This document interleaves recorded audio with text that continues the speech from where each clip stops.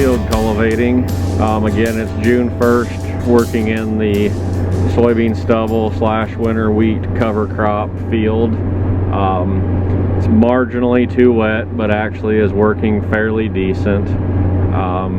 As you can see, getting a pretty decent kill on the cut on the weeds, and the wheat that's still growing seems to be flowing through the field cultivator fairly decently.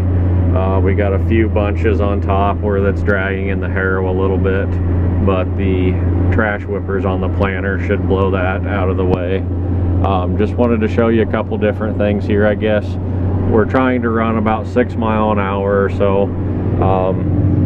The tractor could pull it a little bit faster than that, no problem, but with these bigger grass and bigger weeds, I really want to keep the shanks engaged tight, and the faster you go, the harder the pull, which will let those shanks start tripping back some, and then not cutting the full width, I guess. So trying to keep the speed at a moderate level to where it still fractures the soil nice, but without getting too fast to where those shanks start tripping back and then narrowing up the cutting width, I guess. So you can see on the left there where we've done, obviously looks fairly good.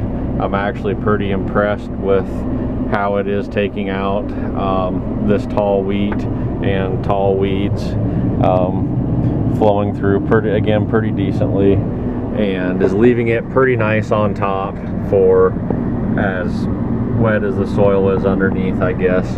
And trying to just run about 2.5 inches or so deep, trying to stay out of that mud that's down below.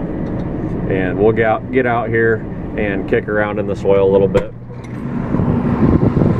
As you can see down here, field cultivator is doing a real nice job of mixing in that residue and the wheat.